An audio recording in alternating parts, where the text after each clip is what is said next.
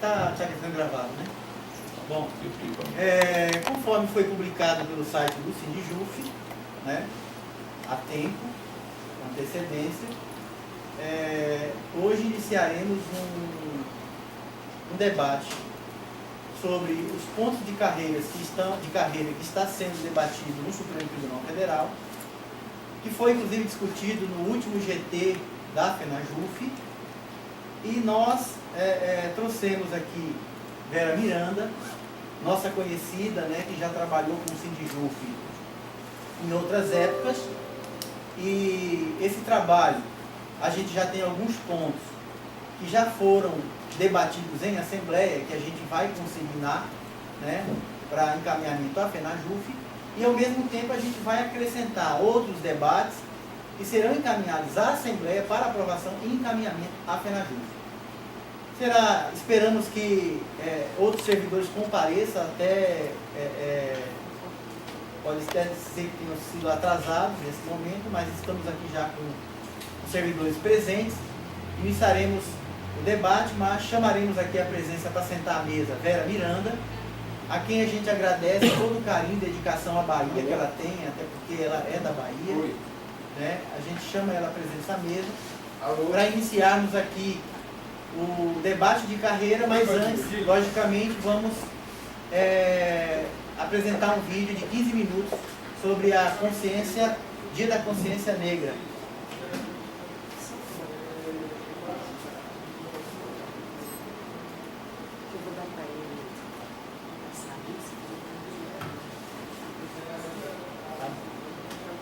A palavra, Vera, por favor. Bom dia. Tá ligado. Acho que é melhor falar depois. Fala aí. Bom, bom dia. Prazer estar de novo com vocês, meus velhos conhecidos. Sei que a gente começou um debate aqui que foi bastante profícuo, né? Foi um debate que a gente continua fazendo 8, 9 anos depois, o mesmo debate. Quer dizer, de caráter permanente, né, da discussão. A gente vai evoluindo, mas a discussão é sempre a mesma. E eu espero que vocês estejam daqui a 10 anos ainda discutindo coisas ainda melhores, né, porque esse é o caráter da discussão de carreira. Vou falar aqui para vocês, a gente vai passar o vídeo.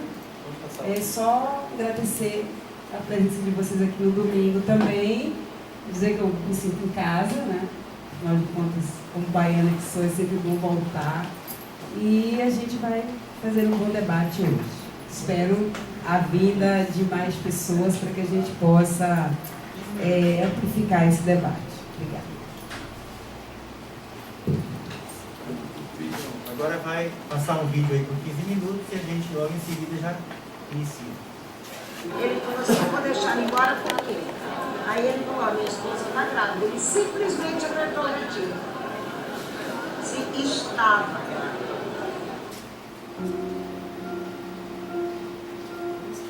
Essa parte de baixo ali, ó.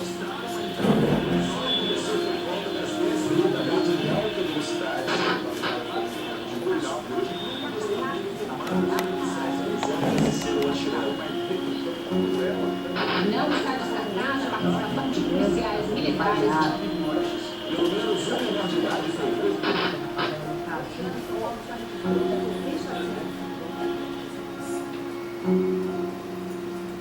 Aí eu recebi a notícia por volta das 3 da manhã, mais ou menos. Era minha vizinha, tocando a campainha. Aí eu fiquei até com medo, né? Falei, putz, 3 da manhã, o vida sem chave e tal.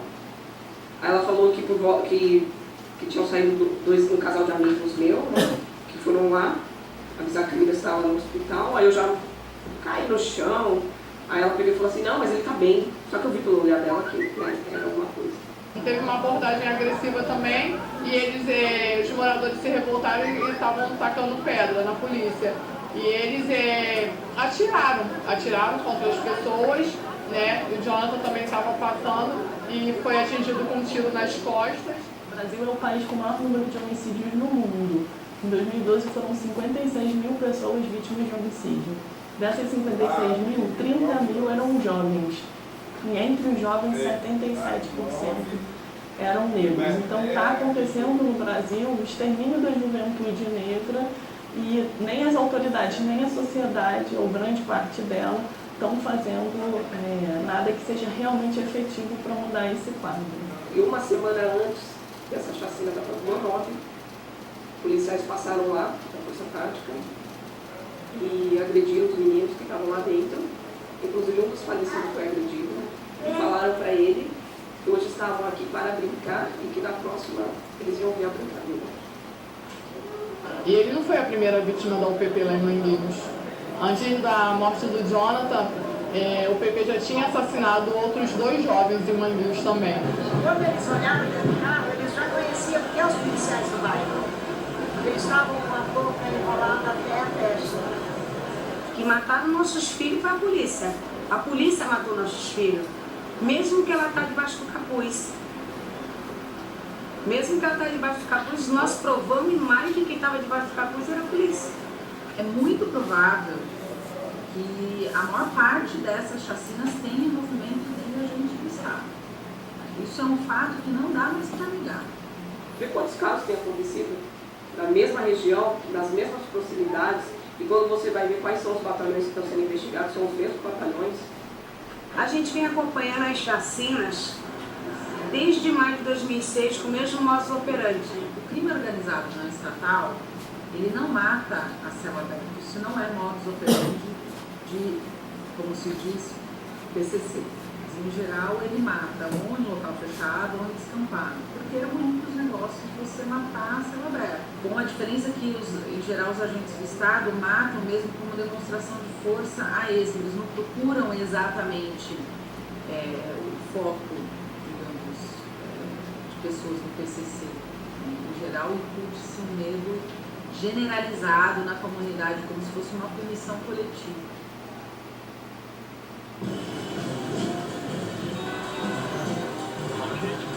Aí é propaganda, tá? É a propaganda. Generalizado na comunidade, como se fosse uma punição coletiva. Foi a UPP que matou o Jonathan Foi a UPP que matou o Jonathan Foi a UPP que matou o Jonathan E não tem perícia no local dos crimes, não tem perícia. Eles acabam de matar, encostam uma viatura, joga lá dentro e leva. Eles vão e matam e põem a cena do crime. Ou então coloca o revólver na mão do menino, atira, ele sabe. O próprio Ministério Público sabe. Quando eles não conseguem criminalizar aquele jovem que foi morto, eles vêm com esse argumento de que a polícia estava despreparada. Na minha opinião, que eu sou moradora de favela e vivo com uma realidade que só os moradores de favela e periferias conhecem, eu falo mesmo, eles não estão despreparados. Eles estão preparados sim para matar, para oprimir nós que moramos lá na favela. Essa polícia aí já é ultrapassada. Essa polícia ela veio, é um câncer que veio desde o tempo da ditadura e a gente não podemos aceitar que vivemos num Estado democrático de direito com a polícia militarizada. O que é militar é treinado para a guerra. Na verdade, toda a estrutura cultural da polícia militar é voltada para o combate do inimigo interno. Qual que é a lógica da guerra? Não é preservação de vida, né? É eliminação física do oponente. E do meu ponto de vista, há medidas desmilitarizantes que já podem ser feitas hoje. Por exemplo, nos Estados Unidos tem alguns estados que têm a filmagem de toda a ação policial, no corpo do policial, não na viatura. A questão de muitos códigos disciplinares, o código que rege a disciplina nas polícias, e em muitos estados esse código ele é anterior à Constituição de 88. E aí acaba dando mais ênfase em alguns aspectos que hoje não são tão importantes. Algumas violações de disciplina, de chegar atrasado, de estar com a farda amassada, muitas vezes recebem punições mais graves do que desvios de conduta, violência, abuso, etc. O policial que assassinou o Jonathan, ele já estava envolvido em outros assassinatos de outros jovens na Baixada Fluminense, sabe? E ele assassinou esses jovens, ele estava no dia de folga, ele nem estava de serviço. Nós vemos aqui policiais que são envolvidos em múltiplas ocorrências de morte. Eu não estou nem falando de chacina, estou falando de morte em serviço. E que trabalham como se fosse um acidente normal, aceitável, de percurso, continuar trabalhando na rua. Isso não pode ser aceitado enquanto política estatal, a não ser que o Estado assuma que a sua política de segurança pública é o extermínio.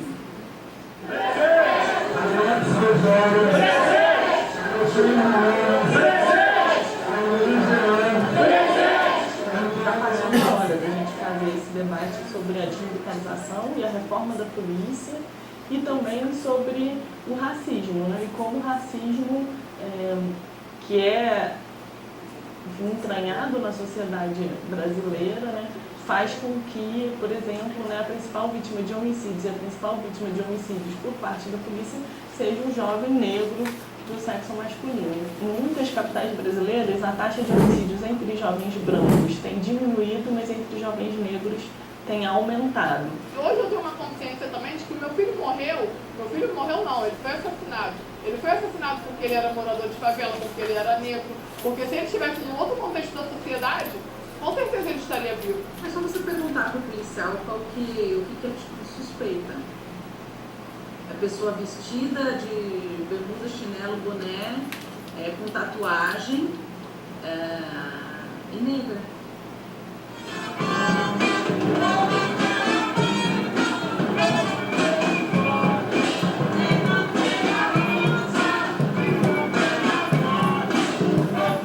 Aí sai na mídia, mas um traficante novo, alto de resistência, que estava com 38, esse 38 até hoje não apareceu. Meu filho não usava arma. É isso. A mídia, ela vai pra cima, ela diz: casal de traficante foi assassinado. Porque a mídia e a caneta pública mata mais nossos filhos do que a mão. No dia seguinte, o secretário de Segurança Pública falou que não existia a mínima possibilidade de PMs envolvidos nesse caso do Pavilhão 9, que foi briga do PCC, como sempre, em vários casos é assim. Aí foram pra cima e viu que foi polícia. Você tá entendendo? Aí o que foi que rolou na mídia? 5 de passagem, 4 não sei o quê, Aí já foram disparando isso, aí já foi fazer uma lavagem cerebral para a população, que já coloca na cabeça bandido bom, bandido morto. A polícia fez bem, se foi a polícia fez bem, você tem que morrer de matar. Gente, não é assim. Não é assim. Ali morreu um pai de família, morreu um filho único lá. Muitas vezes, quando a vítima é esse jovem negro morador da periferia, ele já é visto automaticamente a partir de um olhar muito negativo. Ele é retratado como suspeito de cometer um crime, como um menor infrator. É como se a pessoa que teve um antecedente criminal e nem se questiona que tipo de antecedente é esse, um pouco fosse culpada da morte, né? Aí isso já determina, na verdade, inclusive às vezes a própria investigação que seria feita do crime depois, como se aceitasse aquela morte de antemão, já que quem está morrendo é esse possível bandido, esse possível criminoso. Depende da pessoa ter ou não um acidente criminal, foi criminoso, não foi criminoso, ter passagem pela polícia, ter sido preso, não ter sido preso. A gente não tem pena de morte no Brasil. Então, acho que essa questão do olhar, um pouco da naturalização dessa violência, eu acho que é bastante grave esse tipo de cobertura de imprensa. Acho que pouco importa qual que é o passado dessa pessoa. Ninguém merece morrer, ninguém merece ter sua vida tirada. Se a gente quiser entrar no marco civilizatório mínimo enquanto país, nós temos que deixar bastante claro e repudiar toda e qualquer violação grave de direitos humanos. Não repudiar seletivamente. De chacina! O número de chacinas feitas pelo Estado! Feitas pelo Estado! Que diz que é democrático! Que diz que é democrático! Que diz que respeita! Que diz que respeita! Nosso direito de viver! Nosso direito de viver! Cresce cada dia mais! Cresce cada dia mais! Não esqueceremos! Não esqueceremos! Não passarão! Não passarão!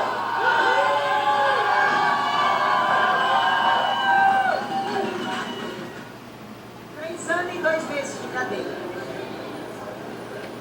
Essa foi a reparação psíquica que o Larissa, eu vim para São Paulo, dei uma entrevista para a Folha, onde eu afirmo que quem matou foi policiais. Eu vim na segunda, saiu na terça, na quarta-feira eles invadiram a minha casa, quebraram a minha casa inteira e me levaram preso. Eu ficava vendo coisas, sabe? Alguém entrando aqui e vindo me matar. Eu fui abandonada pelo Estado. Ninguém me perguntou se precisa de um auxílio psicológico. Perdi minha casa. Se eu não tenho minha mãe, eu tava na rua com meus filhos. Tira o direito da mãe de ser mãe. Que eles matam os nossos filhos e eles matam a gente também. Eles destroem uma família inteira. As mães que não morreram de câncer, elas arrancaram, estão tudo louca. O Estado não mata só nossos filhos, como não matou só o meu. Ele arrancou minhas trompas, meu ovário, meu útero, mas não arrancou meu cérebro de pensar numa transformação. É muito importante valorizar a luta dessas mães, dessas famílias, porque apesar de toda a dor que elas estão sentindo, elas encontram força para fazer essa denúncia e às vezes precisam estar mobilizadas durante muitos anos, porque a justiça no Brasil é muito lenta. E muitas dessas mães e dessas famílias às vezes sofrem ameaças, intimidações, ou às vezes até chegam a ser mortas. O que teria que fazer era, primeiro, repudiar o ato publicamente. Segundo, pedir desculpa para as vítimas, publicamente. Terceiro, reparar essas vítimas, rapidamente. Prestar apoio emocional, psíquico, caso essa pessoa assim deseje, e preservar as famílias das vítimas de ameaças, de represálias.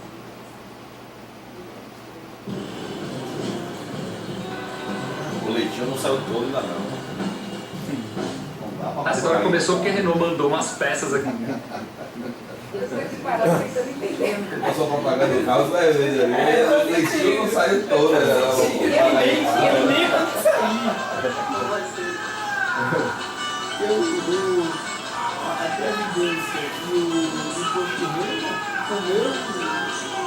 eu não percebi a Previdência e o meu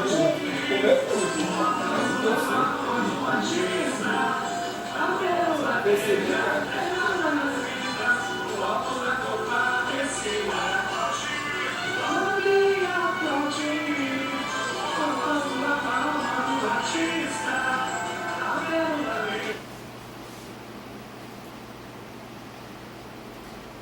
É isso, né? Isso aí.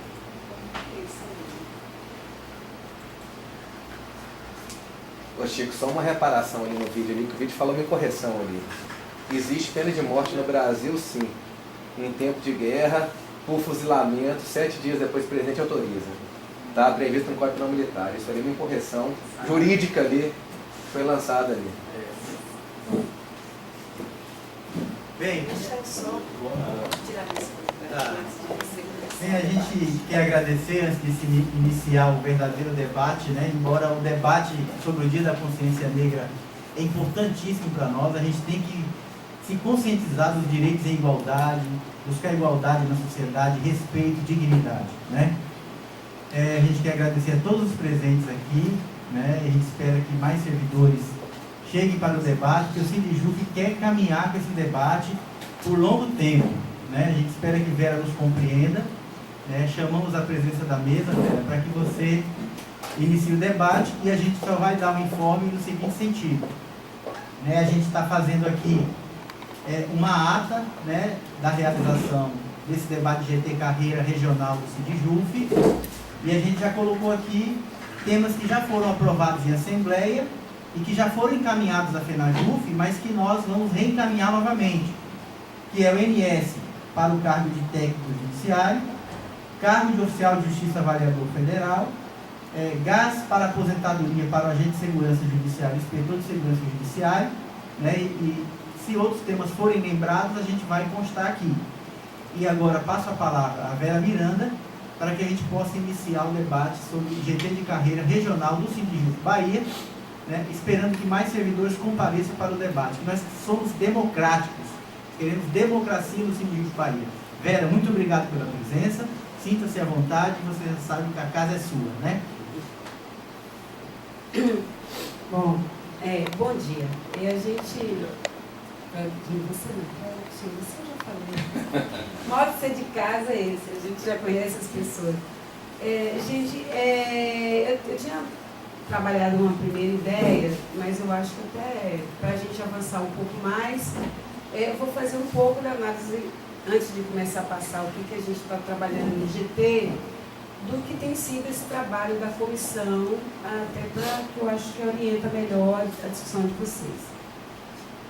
A comissão interdisciplinar, ela foi criada ainda, na gestão do Lewandowski, e a ideia era trabalhar sim com o processo, trabalhar com o processo de revisão da legislação, levando em conta, inclusive, as diferenças que existem entre o que a gente tem evoluído nos processos de trabalho, evoluído nas normatizações, inclusive nos próprios regulamentos que o CNJ veio fazendo, enquanto a legislação, que já vai fazer 2006, 10 anos, já fez, para 10 anos agora em dezembro, está parada, do ponto de vista também das necessidades institucionais. Aí não se trata só de uma questão da gente buscar o que a gente quer de melhoria, mas também das necessidades institucionais. Ela está defasada. Posterior a ela vieram duas leis, nas duas leis tem questões que precisam ser consolidadas, porque alteram o anterior.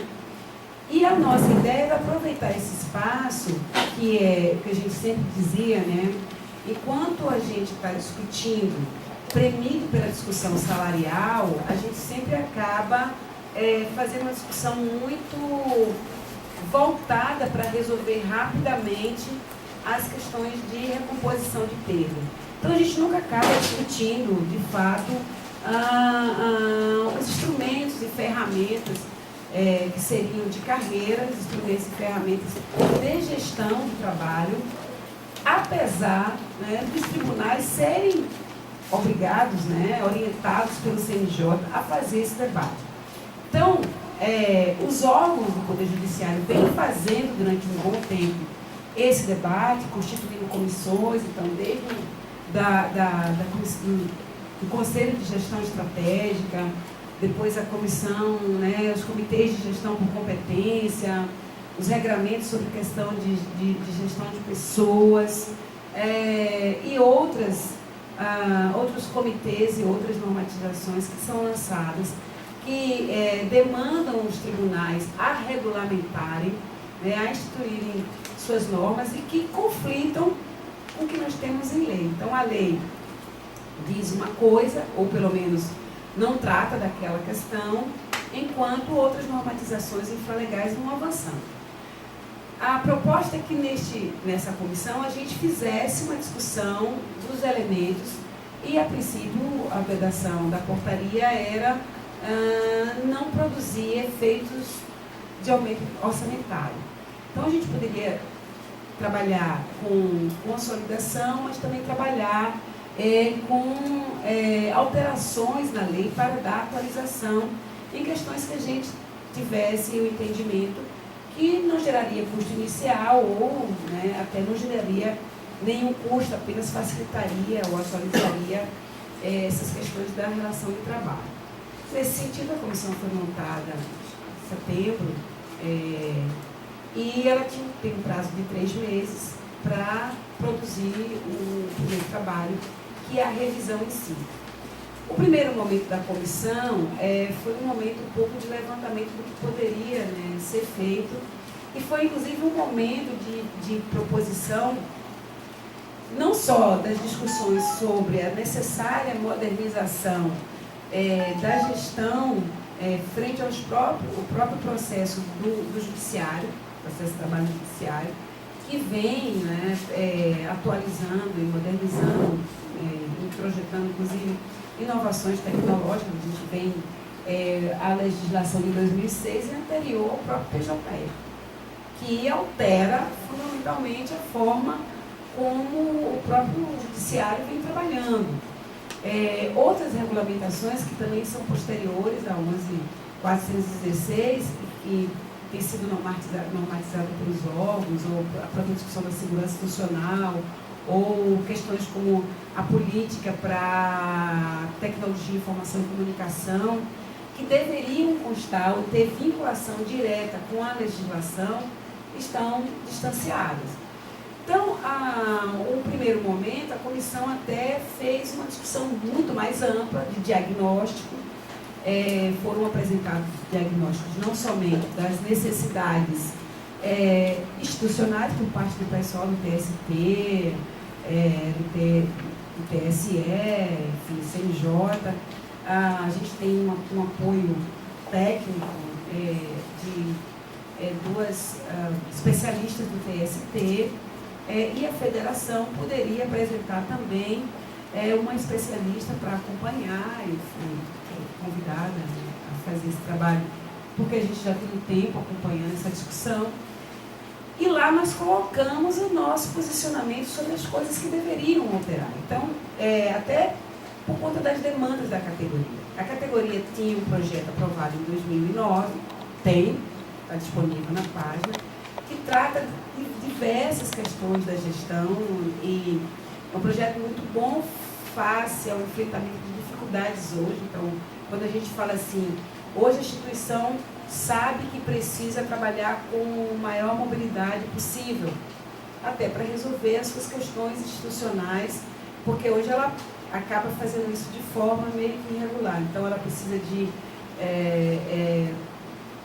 vaga aqui, ela tem uma outra que fez o concurso, ela pega da lista da outra. Tudo que poderia estar regrado, né, está hoje de forma muito pulverizada. Nós apresentamos todas essas ferramentas há 8 anos atrás, sobre a mobilidade vertical, sobre a mobilidade horizontal, a possibilidade do servidor poder estar em outros macroprocessos, poder crescer, né?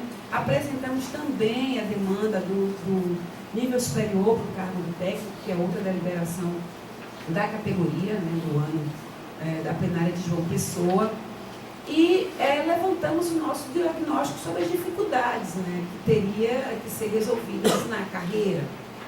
O primeiro momento foi de um debate mais amplo, inclusive do ponto de vista do que seriam as melhores estruturas, mas muito do ponto de vista conceitual. Nós apresentamos a necessidade, inclusive, da unificação da carreira, ou seja, ter uma carreira única e não ter carreiras, né, porque na verdade são cargos. O próprio judiciário não trata de forma separada, então a gente deseja até para poder trabalhar melhor as questões, não só uma carreira única, como um quadro único, né, para resolver essa questão da articulação nacional, da remoção, da redistribuição, e propor ferramentas mesmo de gestão e de desenvolvimento que seja boa para a instituição, mas também para a categoria. Então, no primeiro momento, nós discutimos tudo de forma ampla, mas sem aprofundamento. E nós batemos muito na tecla de que precisaríamos de tempo para fazer um debate tranquilo e para trazer nosso embasamento sobre as necessárias mudanças. Então, até por conta da conjuntura, né? Uma das coisas que era a nossa ferramenta número 0 é um comitê permanente ou um conselho permanente de normatização, modernização e atualização da carreira. Porque isso é um compromisso institucional. Enquanto tivermos um quadro de pessoal no Poder Judiciário, enquanto tivermos uma carreira no Poder Judiciário, temos que ter uma ferramenta de atualização, de debate, de modernização em todos os sentidos, que vai da discussão de estrutura, né, das políticas de desenvolvimento, das políticas de saúde, até a questão pecuniária mesmo. Então, ela funcionaria meio que como funciona, né, meio que como uma mesa permanente, para que a gente não tenha que fazer greve para ir sempre reivindicar as mesmas coisas. Como é uma proposta que não gera custo, né, ela gera comprometimento de ambas as partes, e que ela permite um debate de longuíssimo prazo, ou seja, você vai construindo questões de curto prazo, depois as de médio prazo e aquelas que você vai amadurecendo e que a conjuntura também vai se tornando convergente para o que você deseja, você é instituição, você trabalha cada coisa no seu tempo. Bom, ficamos 2 meses nesse processo, basicamente, de levantamento de diagnósticos e tal, de apresentação das demandas da categoria. E em um determinado momento nós tivemos que ir para o processo de afunilamento de uma primeira etapa. Foi sinalizado para nós que haveria uma prorrogação do debate para que a gente fizesse, no primeiro momento, aquilo para qual a comissão foi chamada, ou seja, fazer uma revisão pontual da lei e fecharmos essa tarefa e abrirmos uma discussão de fôlego sobre o que desejamos e entendemos, não só do nosso ponto de vista dos trabalhadores, mas também o que a instituição entende que é carreira, qual o melhor modelo que ela deseja, e aí apareceu vários tipos, várias possibilidades, inclusive possibilidades que nós defendemos e tal, para fazer essa discussão com fôlego. Então, na última reunião do GT, da Comissão Interdisciplinar, a própria comissão, por parte dos órgãos superiores, apresentou um debate para que a gente escolhesse o que seriam revisões pontuais para fechar o trabalho e abrir a segunda proposta, se comprometendo a não fazer nenhum envio anterior ao fechamento da segunda etapa de discussão. Então, isso nos ajuda, inclusive, ao ter o primeiro produto pronto e fazer um segundo debate. Na medida que a gente, inclusive, tiver convencimento institucional de outras demandas, a gente conseguir fazer algumas migrações. E, para esse primeiro momento, ao fim e ao cabo, o que a gente conseguiu estabelecer como possibilidade de debate, tentamos todas que nos interessavam, mas foram os artigos que aí a gente vai depois apresentar ali, 5, 6, artigos 5, 6, 11, 12, 13, que é a consolidação de tabela, 15, 16, que é adicional de qualificação, e depois tivemos 14, 15 adicional, 16, 17, que tem a questão da GAS e GAI, e depois eram os últimos que tratam da remoção. Eu vou apresentar ali um pouco o que foi o nosso debate até então, para vocês se situarem, e o que a gente, na última reunião, pautado pelo prazo que a própria Comissão Interdisciplinar deu para a discussão, ou seja, ela vai fazer a discussão desses artigos a partir de amanhã, e a gente tinha um prazo para encaminhar propostas, encaminhamos algumas antes e outras fechadas a partir do GTN para levar amanhã, e então, a partir disso, a gente vai fechar essa primeira etapa e entra nessa segunda etapa, que é o debate que todo mundo espera, de elementos mais amplos. Tem uma outra questão que também vai ser discutida, que é se a UNS, como exigência para o cargo de técnico, entrará agora ou no segundo momento. Ficou para ser discutido ainda essa semana, então ainda estamos no jogo com essa demanda, mas as outras estão fechadas mais ou menos no que eu vou apresentar aqui. Então eu vou dar uma passada ali rápida para ver como que o GTN, a partir do que os estados já tinham encaminhado, a partir do que a gente já tinha consolidado do projeto de 2008, trouxe para disputar na comissão interdisciplinar. Eu só queria entender então. Então essa comissão vai encerrar um primeiro momento agora, e aí ela vai ser retomada num segundo momento, vai ampliar o prazo de novo para poder aprofundar a discussão, é isso? Na verdade, como ela oficialmente encerra o prazo em dezembro, em 90 dias, no dezembro, a prorrogação já foi sinalizada, será feita, e o que a gente entende é que, assim, se a gente fechar, por exemplo, até terça ou quarta-feira essa primeira etapa, na próxima reunião, talvez ainda em novembro ou início de dezembro, nós já vamos entrar no debate mais amplo. Os pontos específicos. Os pontos que a gente disputa, que é sobre carreira. Eles vão sair dessa comissão desse prazo, eles já vão encaminhar para os trâmites, para serem efetivados, legislativo que Não, for, porque e vai esperar o próximo debate para poder caminhar alguma coisa? A ideia, até porque é o seguinte, isso para ser consolidado como uma política de alteração à lei. A gente fez um debate de que se, inclusive corroborado por vários setores dos tribunais, que se a gente manda uma lei agora, ou seja, a gente já manda uma, a gente faz todo o desgaste com uma revisão que, embora seja aquilo que foi demandado para a comissão interdisciplinar, talvez não tenha todos os elementos que a categoria quer e também não terá todos os elementos necessários para a instituição discutir. Por exemplo, não entra mobilidade, não entra quadro único, não entra carreira única, não entra alterações de políticas de capacitação, várias questões que a gente quer colocar. Então, a proposição foi, fazemos isso, eles apresentam os DGs, mas só haverá encaminhamento após também a entrega do segundo produto, que é essa discussão mais... No segundo momento. No segundo momento. Então, se for para fazer o encaminhamento, ou na hora de fazer o encaminhamento para o Congresso, ele será feito a partir do fechamento total do trabalho, e aí fica a critério dos DGs, da própria Carmen Lúcia também, o que é possível encaminhar na sequência para lá, o que dá para avançar e o que não dá para avançar, sabendo que nesse primeiro momento, tudo que a gente quiser avançar não terá repercussão pecuniária de antemão. Nós estamos insistindo muito com o comitê permanente, porque ele nos abre uma política de fôlego, né, para termos um espaço de continuar debatendo, mas também todas aquelas outras questões que já tinham sido aprovadas e que são necessárias resolver agora. Então, fecha agora, abre e quando fechar tudo, vai para essa outra etapa. Certo? Posso? Vou aqui rapidinho. O que é que... Só segurar embaixo.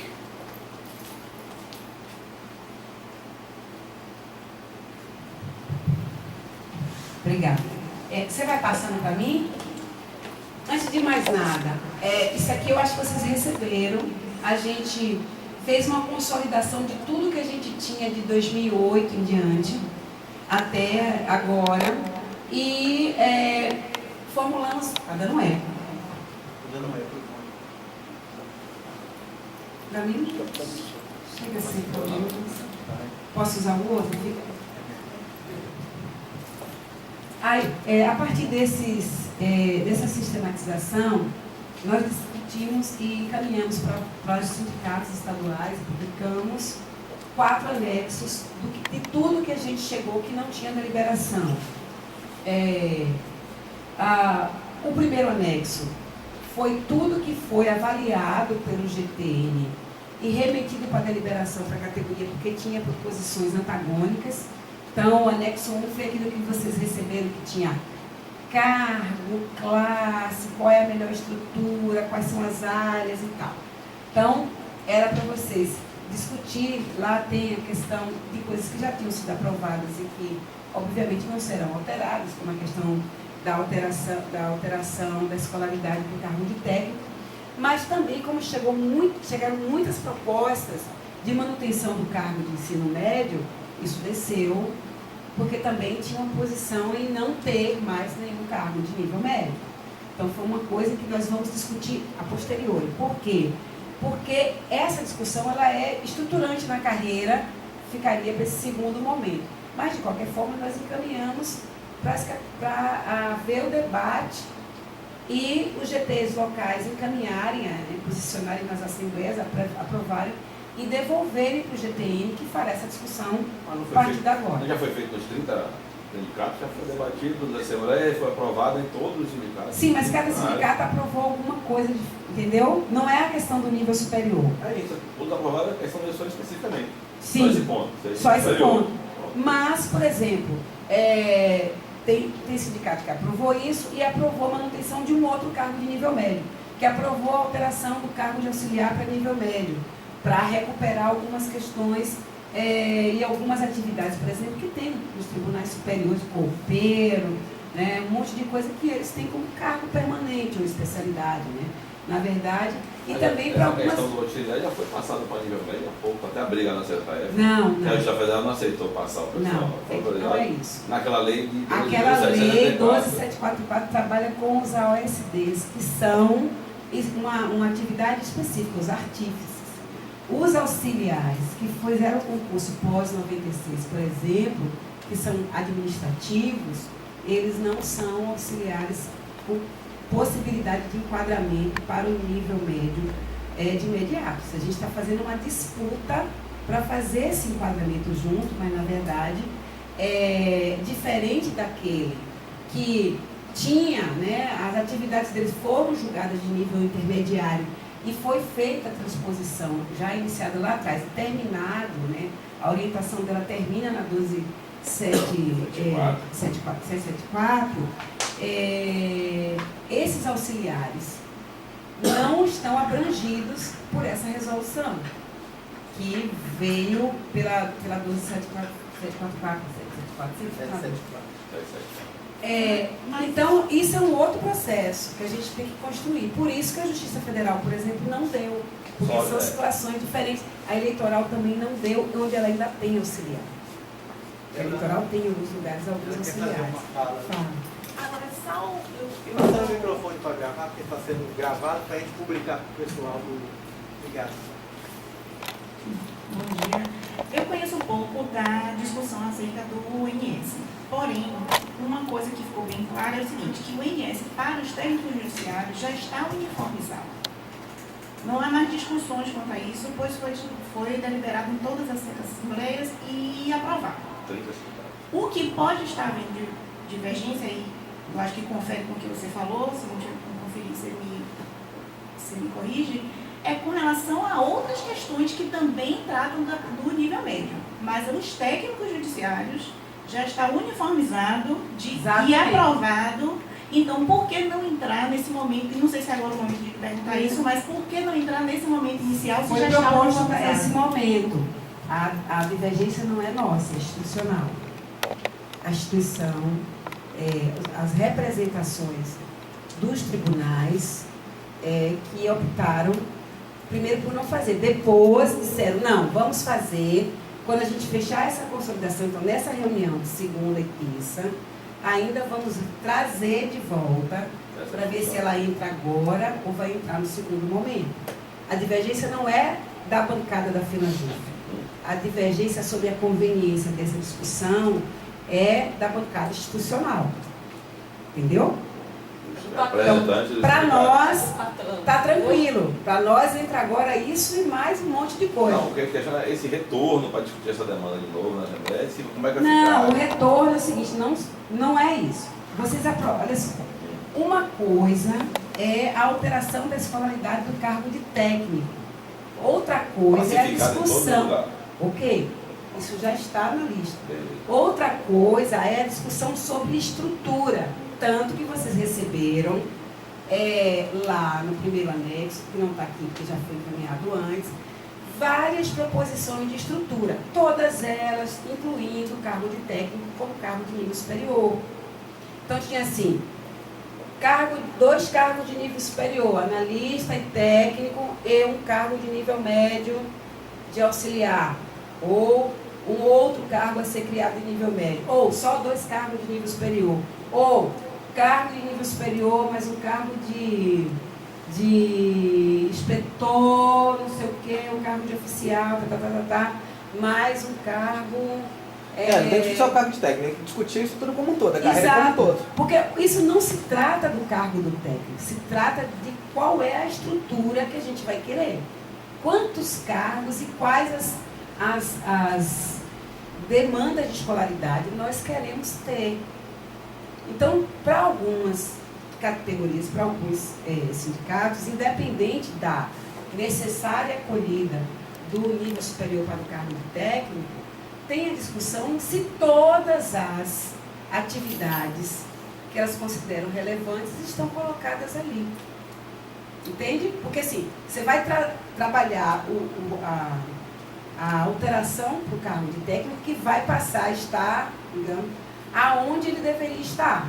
Só que aqui para baixo tem coisas que ainda são de nível médio, que não está hoje na atividade dos técnicos, primeiro, porque as tecnologias mudaram, porque Segundo o próprio judiciário, não existe mais nenhuma judiciário de atividade de nível médio. O próprio Amarildo e companhia existe, é todo. Mais ou menos, o próprio Amarildo hoje diz que existe algumas atividades de nível médio, e eu acrescentei algumas, entende? Você não tem copeiro de nível superior, tem? Se os ministros não têm interesse, ou os tribunais superiores não têm interesse de extinguir ou de terceirizar, não é isso. Não existe concurso para copeiro. Sim, não existe hoje, mas eles existem. E se eles quiserem retomar? Aí é trazer... Mas assim, eu não posso... É trazer o datilógrafo de volta. Não, é diferente. O datilógrafo é uma extinção dada. Existe outra... Assim, o que vocês têm que entender é que, assim, diferente da área em que você atua, que tem um grau de responsabilidade maior, que tem um grau de complexidade maior, existem algumas atividades que hoje estão terceirizadas. É preciso entender que essas atividades terceirizadas, se a instituição tem interesse ou não. Entendeu? Porque a carreira, a discussão da carreira, não é só aquilo que nos interessa. É o que a instituição também quer, porque senão ela não vai fazer. Então é mediado. Agora, isso só veio para cá porque também na categoria existe gente que quer fazer esse debate. E não tem nada a ver com a alteração do cargo de técnico. Então, tipo assim, cargo de técnico, ok.